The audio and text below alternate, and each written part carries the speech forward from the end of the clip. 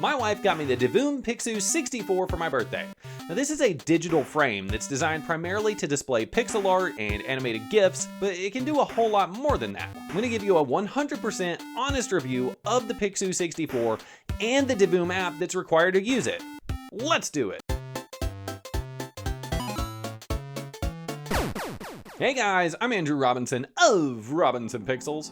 I've got timestamps below, but the basic order of operation that we're going to be doing this is what's in the box, what's in the app, and can you really make pixel art with this thing? What's in the box? Christmas is missing the T.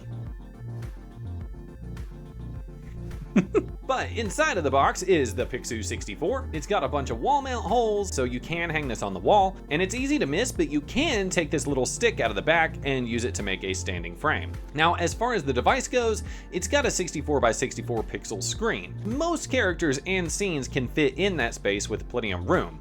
I will say it is very blue tinted. You can make your art in the app a little more red to account for it. Also included in the box are a couple of mounting screws, a USB-C to USB power cable. This thing is not battery powered. You do have to have it plugged in, but the included cable is pretty long. Now, some reviews said that it doesn't come with a power brick, but mine did, so I think they might have missed it in the box. Also is the manual, which tells you how to connect to Wi-Fi, which this is a Wi-Fi connected frame, and to connect it to the app. It doesn't actually tell you how to use the app, so hopefully the app is just really easy to figure out.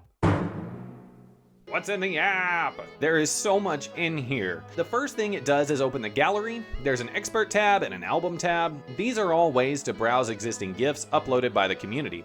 You can also search for stuff specifically, so if you just know you want Sonic, go look for Sonic. You can then save the GIFs to put onto your frame.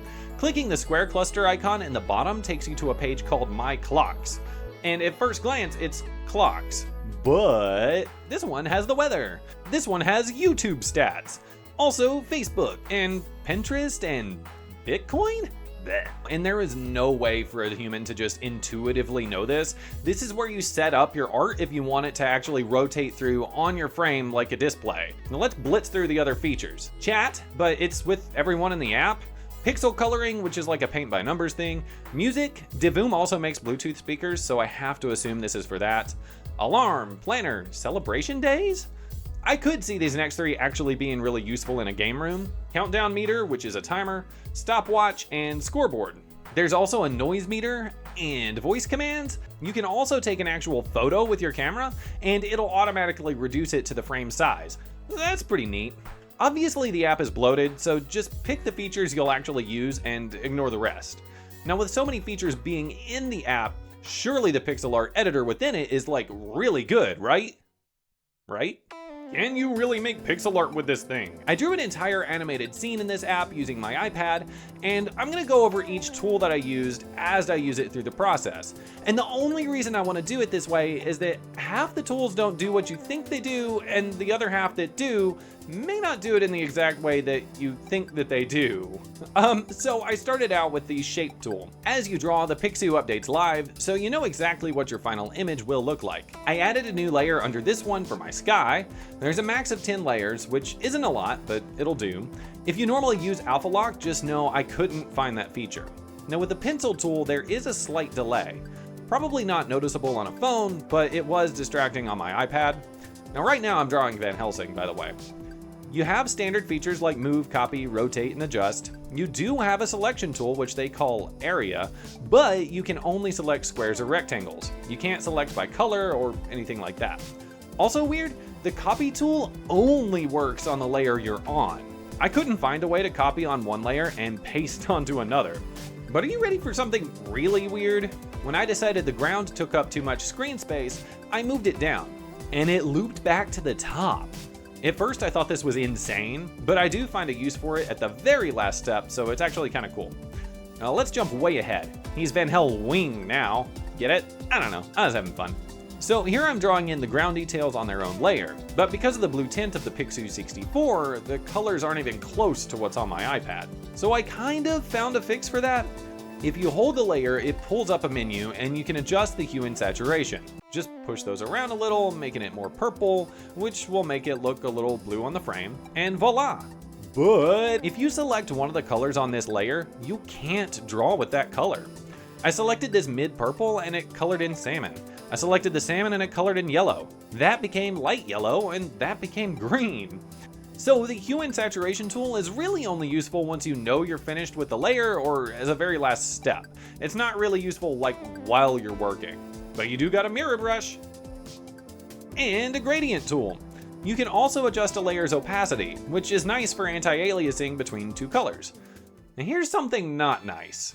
I decided to merge my bright purple ground here with the layer below. The color immediately changes because it's lost the hue and saturation adjustment from earlier. I tried to undo and it won't come back. Turns out undo is tied only to the layer that you're on, which can be cool, but because it's tied to the layer, if you merge layers, that top layer is gone and you can't undo to get it back. Same if you delete a layer, it's gone. Next tool. I've drawn the evil Santa Krampus for Van Helsing to face off against, and now I'm shading him in with the darkness tool. And while this is definitely a vibe, it's not how I would recommend shading pixel art. In reality, colors shift as they get lighter or darker, usually towards yellow or blue, so I'd use this tool sparingly. Weird glitch. If I turn the lightness down on these trees at all, the color black disappears. We're almost done, so I'm gonna skip around through some clips of me actually making this look good while I tell you about another tool. I mentioned I've been drawing all this on my iPad, but I understand most people will be using their phone, and drawing on a phone with your finger is very finicky.